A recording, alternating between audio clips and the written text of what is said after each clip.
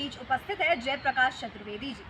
विषय ये है कि जिस प्रकार से देश में चर्चा हो रही है कि प्रधानमंत्री नरेंद्र मोदी ने विशेष सत्र बुलाया है और तमाम जो है कयासें लगाई जा रही है। कुछ लोग कह रहे हैं कि एक राष्ट्र एक चुनाव के सिलसिले में जो है ये मीटिंग बुलाई जा रही है, संसद के सत्र बुलाया जा रहा है। तो वही दूसरी ओर कुछ लोग कह रहे हैं कि जो है हिंदू राष्ट्र से संबंधित हो सकता है या कुछ बड़ा ऐलान हो सकता है। कैसे देख रहे हैं सर आप इस मुद्दे को? क्या लगता है क्या कारण हो सकता है इस विशेष संसद सत्र को बुलाने? महिमा घटी समुद्र की रावण बस्यो परोस, जो रहीम कैसे निभे बेर कीर के संग। ये वाली कहावत चरितार्थ है। जब माननीय प्रधानमंत्री को ये लगने लगा कि इस देश में ये जो इंडिया गठबंधन बना है, इनके तमाम नेताओं के पास जो वोट बैंक देखा जा रहा है, इनकी जो उपलब्धि है, जो इनकी जनता के बीच चर्चा है, लोकप्रियता है, लगातार बढ़ रही है। पंडित राहुल गांधी पूरे विश्व के नेताओं में शुमार हो रहे हैं और धीरे धीरे माननीय प्रधानमंत्री श्रीमान नरेंद्र दामोदर दास मोदी और उर्फ राजा बाबू तथा भाजपा की लोकप्रियता में गिरावट आ रही है। टोटल इंडिया गठबंधन में जितने दल शरीक हैं, कुल मिलाकर के वोट परसेंट देखा जा रहा है तो 64-65% जा रहा। तो 64-65% से ही डर करके इन्होंने कहा कि इसको कैसे देश में डाइवर्जन किया जाए, देश की जनता को किस तरह से जुमलेबाजी और झांसेबाजी में। इंडिया गठबंधन की मीटिंग होने वाली थी, तब तक 200 रुपया इन्होंने कम कर दिया गैस सिलेंडर पर। जो रेवड़ी कल्चर की बात करने वाले थे, उन्होंने तुरंत उस पर विराम लगाया। जो ये कहते थे कि ये गैस, पेट्रोल और डीजल का दाम सरकार के हाथ में नहीं है, तो एक बैग कैसे कम हुआ। जब उसमें चर्चा होने लगी कि 200 रुपये कम हो गया गैस सिलेंडर पर, घरेलू गैस सिलेंडर पर 200 रुपये कम हुआ, तो उसके बाद जो है तुरंत जनता में बात न फैले, तुरंत सुभाष चंद्र का 5,000 करोड़ कर्जा इन्होंने माफ़ कर दिया। अभी इन्हीं के पार्टी और सरकार के सरकारी वकील हरीश साल्वे हैं, 68 साल की उम्र में तीसरी शादी की है। उनकी शादी में जिस व्यक्ति को, ललित मोदी को, हिंदुस्तान की IB, CBI, ED, income tax ढूंढ रहे थे, वो हरीश साल्वे जो सलाटी जनरल हैं, सरकारी वकील हैं, भाजपा के चहेते हैं, उनकी शादी में जाम से जाम टकरा रहा है। आप बता दीजिए कि देश की जनता माननीय प्रधानमंत्री और भाजपाई नेताओं पर विश्वास करे तो क्यों करे। यहाँ देश में बेरोजगार नौजवान परेशान है, विद्यार्थी परेशान है, महिलाएं परेशान हैं, देश में नफरत की खेती हो रही है और आरोप पंडित राहुल गांधी पर। पंडित नेहरू जिम्मेदार हैं इसके लिए। मणिपुर में आपकी डबल इंजन की सरकार, वहाँ महिलाओं को नंगा घुमाया जा रहा, और उसके बाद देश के प्रधानमंत्री को 36 सेकंड मिलता है। देश की पार्लियामेंट में इनको बोलने के लिए 1.5 मिनट लगता है, बोलते हैं, बाकी अठाठास करते हैं। तो आखिर आप G20 कर लीजिए या कुछ भी कर लीजिए, पर उससे तो देश का सम्मान ही होगा ना सर विश्व लेवल पर। और अगर एक देश एक चुनाव की बात कर रहे हैं तो इसका कारण भी ये है ताकि जो पैसे जो नाजायज खर्च होते हैं चुनावों पे, उसको जो है रोक लगाई जा सके।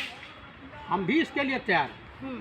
तो क्या उत्तर प्रदेश की सरकार को बर्खास्त करेंगे, पंजाब की सरकार को बर्खास्त करेंगे, गुजरात की सरकार को बर्खास्त करेंगे, तमाम सरकारें इनकी जो है, उत्तराखंड की इनकी सरकारें, इन सब सरकारों को बर्खास्त करेंगे। चुनाव आयोग ने कहा कि एक दिन में नहीं होगा, लगभग 40,000 लाख मशीनें लगेंगी, एक दिन में कहाँ से पूरा होगा। आप बता दीजिए कि कैसे पूरा होगा।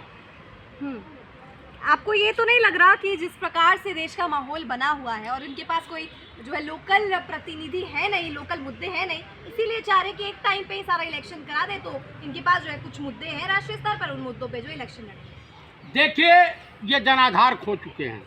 38 दलों के छत्रपों के पास उनकी शरण में माननीय प्रधानमंत्री कॉलेज चले गए थे। ये सम्मेलन जो हो रहा है ये राष्ट्रीय मुद्दा नहीं है। इस देश का राष्ट्रीय मुद्दा है महंगाई, बेरोजगारी। क्या कहना चाहते हैं? इस प्रकार की जो मीटिंग है उसको स्थगित कर देनी चाहिए, इस प्रकार की मीटिंग करनी ही नहीं चाहिए और सिर्फ हम जो है महंगाई और बेरोजगारी को लेकर चर्चा करें। भाई, इस तरह की मीटिंग कीजिए। अभी स्पेन में बाढ़ आई हुई है, वहाँ का राष्ट्राध्यक्ष अपने देश की स्थिति को और इस देखते प्रकार हुए की मीटिंग इसीलिए तो कराया जाता है ताकि अंतर्राष्ट्रीय स्तर पर जो मुद्दे हैं भारत की उसको रखा जा सके, चाहे वो अभी ब्रिक्स में एलएसी का मुद्दा हो या फिर कोई भी क्लाइमेट चेंज या ग्लोबल वार्मिंग से संबंधित बातचीत हो। इन सब प्रकार के टॉपिक्स तो जो है हम बातचीत करते हैं सब। भाई, उसका कोई विरोध तो कर नहीं रहा है। आपको विशेष परिस्थिति में विशेष सत्र का आयोजन करने की छूट है। क्या देश में इमरजेंसी लगी हुई है? देश में बाढ़ आई हुई है? मणिपुर के मुद्दे पर तो आपने विशेष सत्र नहीं बुलाया, कोरोना काल में विशेष सत्र नहीं बुलाया, नोटबंदी किया तो विशेष सत्र नहीं बुलाया। अब कौन सी विपत आन पड़ी आपको विशेष सत्र बुलाने की? क्या रीजन है? भाई, आपको बताना पड़ेगा ना देशवासियों को कि विशेष सत्र क्या सनकी बादशाह की तरफ से दिल्ली से दौलताबाद, दौलताबाद से दिल्ली राजधानी करने के चक्कर में देश की अर्थव्यवस्था को आप खोखला कर देंगे? क्या लग रहा है सर आपको कि इंडिया नाम से इतनी नफरत अचानक से इन्हें क्यों हो गई? क्योंकि अगर मैं सहवाग की बात करूं, उन्होंने भी बीसीसीआई से जो अपील की है कि आप जो है इंडिया की जगह भारत का नाम इस्तेमाल करो। तमाम लोग जो है भारत वर्ड पे जोर दे रहे हैं और कह रहे हैं कि इंडिया वर्ड तो अंग्रेजों ने दिया है। आप बताइए, इस देश का 4 नाम है। पहला नाम है आर्यावर्त, दूसरा नाम है भारत, तीसरा नाम है हिंदुस्तान और चौथा नाम है इंडिया। इस नाम को रखने के पीछे रीजन क्या था? हिंद के किनारे। तो वो तो हिंदुस्तान हुआ ना सर। इंडिया मतलब तो इंडिया जो अंग्रेजों ने नाम दिया उसका मतलब तो गरीब है, अनसिविलाइज्ड है, ये मतलब होता है इंडिया का। आपको हिंदुस्तान नाम किसने दिया? आप कहेंगे मुगलों ने दिया। पर्शियन ने दिया है क्योंकि उनका कहना था कि सिंध के इस पार जो है वो हिंदुस्तानी लोग हैं। अब उनको सिंध नहीं, उन्होंने हिंद जो है वो किया। सिंध का बिगड़ा हुआ नाम हिंदू है। हिंदू कुश के पहाड़ी के पास, हिंद के किनारे, हिंद महासागर के किनारे। भारत विश्व का सबसे बड़ा प्रायद्वीप है और उस प्रायद्वीप में रहने वाले हिंदुस्तानी हैं, इंडियन हैं, आर्यावर्ती हैं, भारतीय हैं। आप बताइए। तो इंडिया वर्ड नहीं, मैं ये पूछना चाहता हूँ देशवासियों से कि आप बताइए कि इस देश में हिंदू धर्म है? कहीं संविधान या कहीं वेद शास्त्र में हिंदू धर्म का जिक्र है? सनातन धर्म का जिक्र होता है तो हिंदू क्यों बोला जाता है? क्या मतलब है? इस्लाम धर्म है, बौद्ध धर्म है, सिख धर्म है, ईसाईयत धर्म है। लोग तो ये भी कहते हैं कि सनातन धर्म के अंदर ही ये सारे तमाम जो मजहब है वो आते हैं और सनातन धर्म एक बड़ा सा अम्ब्रेला है जिसके अंदर ये तमाम मजहब आते हैं। सनातन धर्म का मतलब होता है आदिकाल से।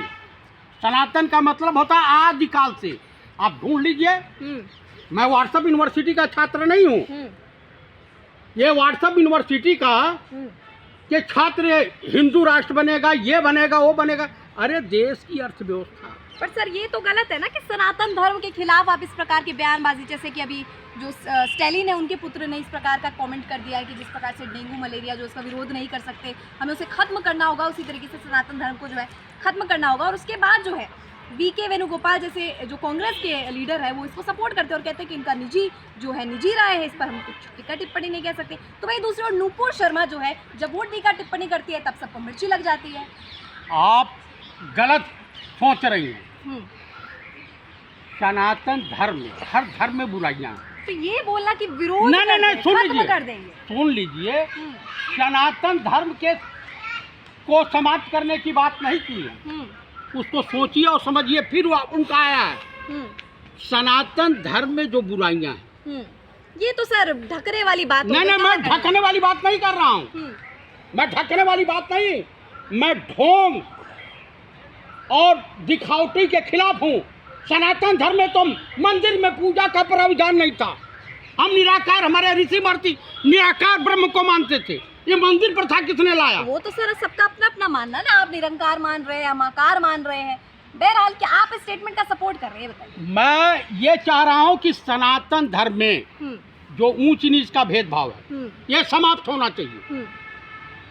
कोई भी मंदिर में जाए, ये दलित हैं, ये जो क्षत्रिय हैं, ये ब्राह्मण हैं, ये ओबीसी वाले हैं, ये भेदभाव समाप्त होना चाहिए। यही डेंगू मलेरिया की बीमारी है। स्टेटमेंट कहना चाहिए ना उनको कि डेंगू मलेरिया वाली बात जो उन्होंने की, उनको स्टेटमेंट कहना चाहिए कि जो बुराइयां उसे खत्म करें, क्योंकि नुपुर शर्मा जब कमेंट करती है तब इतना ज्यादा बवाल हो जाता है। देखिए ऐसा है, वो साउथ इंडियन है, हम हिंदी ये साउथ इंडियन क्या क्या के बहुत कवर अप कर लेती है कांग्रेस। वो साउथ इंडियन है। अब हमारे नेता प्रतिपक्ष जो हैं, तो लैंग्वेज का कोई बैरियर नहीं है ना सर? नहीं, सुन लीजिए जो हमारे नेता प्रतिपक्ष हैं अधीर रंजन चौधरी साहब, बंगाली उनको ज्ञान है, कबो को पुरुष स्त्रीलिंग में बात कर जाते हैं तो लैंग्वेज प्रॉब्लम होता है। देखिए डिस्कस का मुद्दा नहीं है, डिस्कस का मुद्दा ये है और ये होना चाहिए कि हमारे देश की अर्थव्यवस्था कैसे मजबूत तो वो हो। तो एक आर्टिकल आया था किसी न्यूज़पेपर का, नाम मुझे याद नहीं, पर उसमें तो लिखा था कि जीडीपी जो है वो बूस्ट हुई है। बिल्कुल बूस्ट नहीं हुई, डाउन हुई है। फर्जी कह रहे हैं उसका, ये फर्जी है। नेशनल न्यूज़पेपर ने छापा। मैं आपको नेशनल न्यूज़पेपर दैनिक जागरण ने छापा कि पाकिस्तान पे हिंदुस्तान ने सर्जिकल स्ट्राइक कर दिया, ये भी तो एक खबर है। जरूरी थोड़ी है सर सारी खबरें फेक ही होगी, सारी खबर गलत तो अब कैसे विश्वास किया जाए? आप बताइए कैसे विश्वास किया जाए? जो गलत है उसका विरोध होना चाहिए। उन्होंने जो कहा सनातन धर्म में जो बुराइयां हैं वो समाप्त होनी चाहिए। तो ये थे जयप्रकाश चतुर्वेदी जी और